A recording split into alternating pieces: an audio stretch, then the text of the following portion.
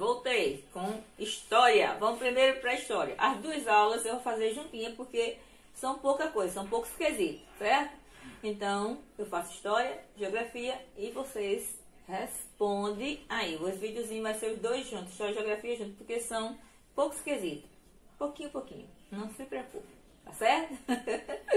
Então, a aula primeiro vai ser de história, certo?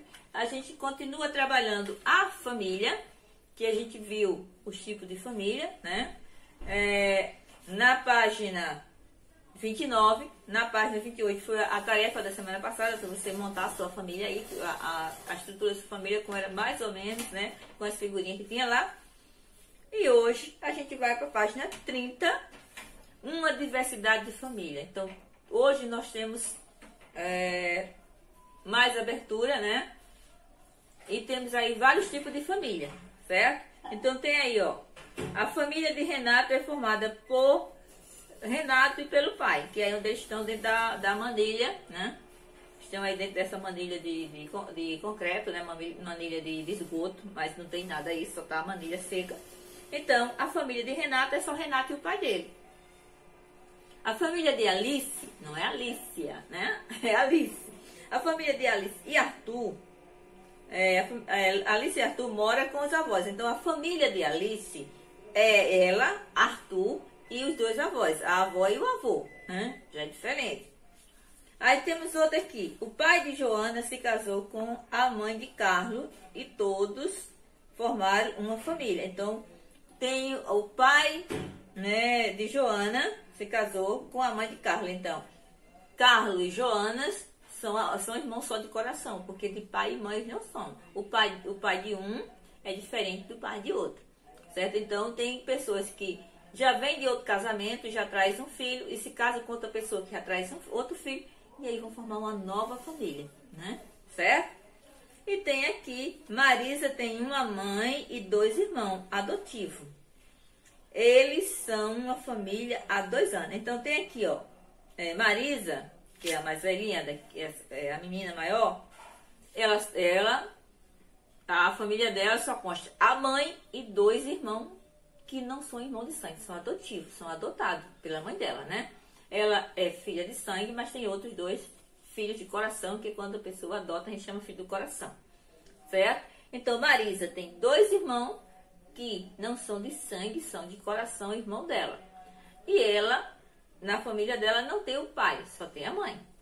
Então, você vê aqui que nós temos 4 tipos de família diferentes. Por isso que tem aí a diversidade familiar. Vários tipos de famílias, certo?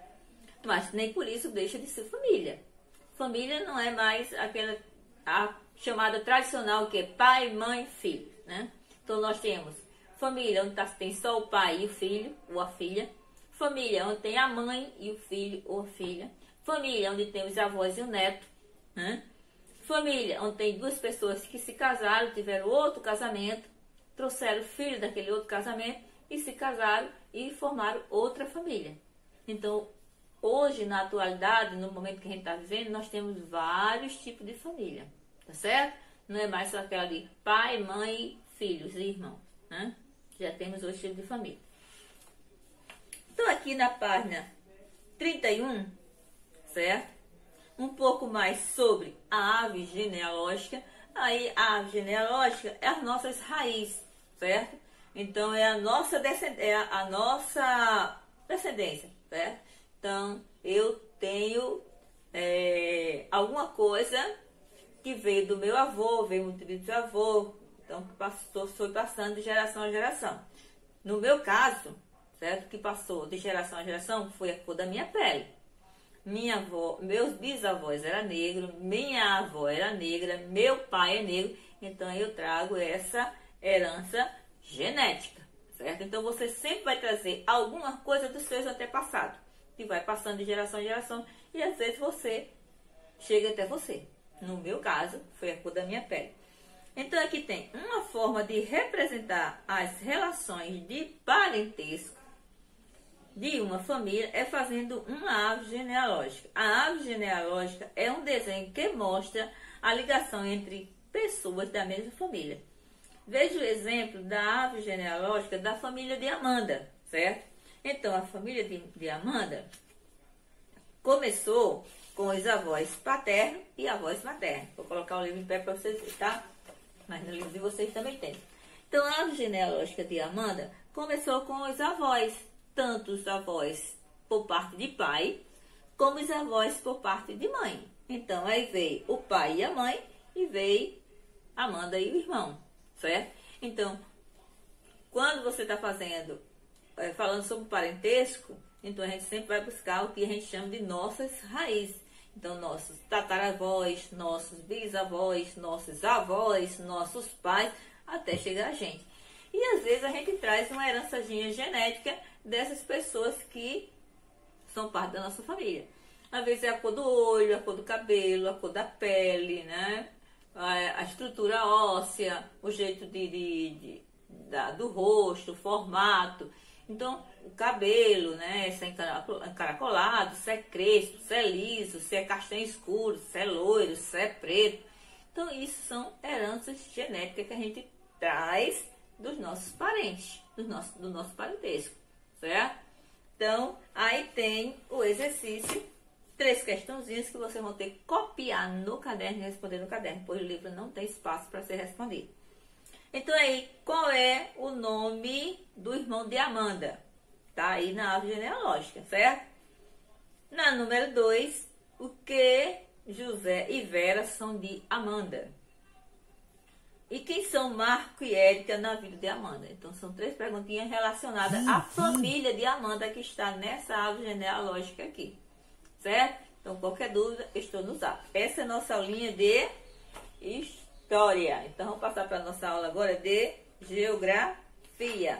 Página 44, 45. E a gente ainda vai continuar com aquele assuntozinho lindo, maravilhoso que a gente vinha vendo a semana passada, que é sobre a escola. A gente viu na semana passada, né,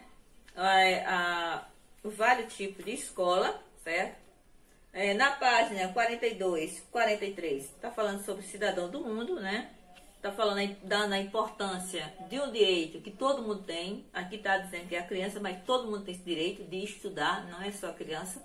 A criança porque ela depende de papai e mamãe para levar na escola, certo? Então o adulto também tem direito a estudar, mas aí ele já vai sozinho, já é uma responsabilidade que ele mesmo pode enfrentar. Já a criança não, ela precisa que um adulto leve e traga ela da escola, né? Então vamos primeiro para a página 42 e 47, que é só leitura, certo? Eu vou ler um pouquinho para vocês e se tiverem dúvida, pede para ir o responsável que está com você para fazer sua tarefa de casa de sala hoje, né? Fazer com você. Então tem aí, toda criança tem direito à educação. Estudar é um direito de todas as crianças, mas muitas delas não frequentam a escola. A gente sabe disso, né? Então tem sempre uma criança lá no sinal, no meio da rua, tentando lavar o para-brisa de um carro, tentando vender um bombons para levar alguma coisa para casa. Então, enquanto ela está na rua, ela não está na escola, coisa que ela deveria estar na escola, né? Então, muitas crianças não frequentam a escola, não aprendem a ler nem escrever. Assim, elas são consideradas analfabetas. E analfabeto no nosso país não tem só criança, tem adulto também, né? Aquele adulto que teve que trabalhar na vida da infância e não foi para a escola estudar. Então, ele também se tornou um analfabeto. Então, tem aí, ó. E quais são as dificuldades? As pessoas analfabetas encontram diversas dificuldades em seu dia a dia. E quais são essas dificuldades que os adultos que perderam de estudar na infância, né? Quais são as dificuldades que traz, que essa falta de estudo na infância, quando era criança, traz para a vida adulta? Então, ele consegue andar de um lado para o outro, mas fica difícil.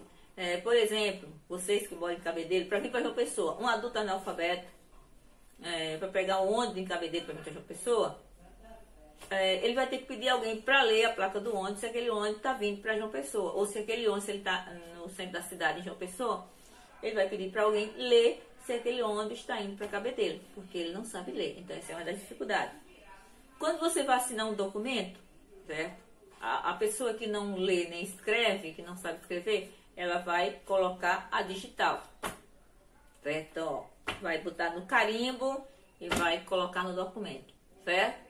Vai sair com o dedinho sujo. É outra dificuldade para a pessoa que não consegue ler nem escrever, certo? A falta de estudo pode dificultar o acesso a emprego, né? Com melhor salário. Então, a pessoa que não tem estudo, não significa que os empregos são, como eu poderia dizer, inferior. Mas a gente sabe que tem aquele emprego que você trabalha, feito um burro de carga e ganha um salário desse tamanho. Por quê? Porque você não tem estudo para melhorar suas condições de trabalho, certo? Então, existe muita gente assim, que trabalha o dia todinho e trabalha aqui, só um burro de carga. E no final do mês, o salário é desse tamanho. Se você for olhar, aquela pessoa não sabe ler nem escrever. E às vezes o patrão, né, tá justamente dando aquele trabalho porque ele não tem outro, porque aquela pessoa não tem estudo, certo? Então, aí a gente tem aqui, ó, o adulto durante a aula na escola estadual, professor Carolina Sintra de Oliveira, na cidade de São Paulo. Bom, isso aqui não só acontece na cidade de São Paulo, isso aqui também acontece na nossa cidade de Cabedelo, certo? Eu, o ano passado, estava ensinando adultos, certo? Que a gente chama a educação de pessoas adultas que estudam à noite, chamamos de a EJA, né? EJA. EJA é educação de jovens e adultos. Então, para aquele jovem de 16, 17, 18 anos que não tem condições mais de estudar com vocês, que criança, né? Então, passou do tempo da infância, ele não estudou e ele quer voltar para a escola. Então, ele vai estudar à noite na EJA. Então, aí tem duas perguntinhas para ser respondida, né? Você conhece alguma criança que não estuda? Ou se não, você vai copiar no caderno, porque aqui também não tem espaço para você copiar. E que dificuldade você poderia enfrentar no futuro caso não pudesse frequentar uma escola? Conversar com os colegas. Então, como a gente já conversou, como a gente já falou, as dificuldades são enormes, né? Então, a leitura, você não poder ler, então não é todo mundo que vai dar um emprego. Imagine você trabalhar no escritório onde precisa que você lê. Como é que você vai ver qual é o documento que vai precisar se você não consegue ler? Você vai trabalhar num balcão que precisa você anotar o valor da mercadoria. Como é que você vai fazer isso se você não consegue ler nem escrever? Então, tá aí as grandes dificuldades das pessoas que não estudam em arranjar um emprego, certo? E na página 44, certo? Vai ter aí um pouco falando sobre a escola, que é um tema que a gente já vem falando, e sobre que ela é um lugar de convivência. A gente não vai para a escola só estudar, é um lugar de estudo. Mas a gente também vai para conhecer pessoas, a gente também vai fazer amizade. Então, além de a gente ler, aprender a ler e escrever, estudar, né? A gente também vai para conhecer pessoas novas, fazer novas amizades, né? Botar o nosso social em dia. Então, tem aí, ó, certo? Então, tem aí as menininhas brincando, certo? E o nome dessas menininhas, uma delas é Laura. E Laura fez amizade logo com todo mundo da classe, com a professora, com os funcionários da escola, que é uma coisa que vocês fazem quando estão na escola, né? Então, tem aí o número 2, que o número 1 está lá na outra página, né, que eu já falei. Escreva o nome dos colegas. Escreva o nome de dois colegas, desculpa. Escreva o nome de dois colegas que você conheceu na escola. Aí sim, uma boa parte já sabe ler. Veja aí o nome dos coleguinhas que tá, né, que eu sempre cito o nome dos coleguinhas.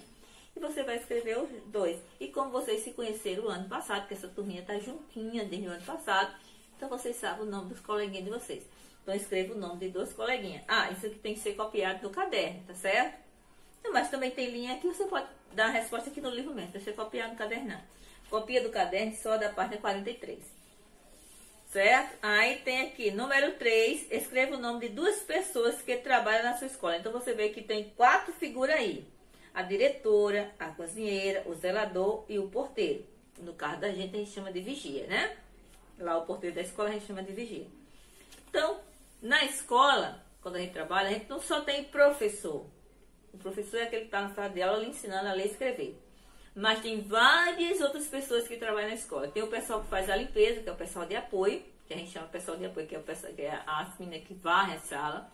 Tem a pessoa que faz a merenda, né? Que é a merendeira, certo? Tem a pessoa que abre o portão, que é chamado de porteiro. Tem o pessoal que trabalha na secretaria, preenchendo os documentos, que a gente chama de secretária.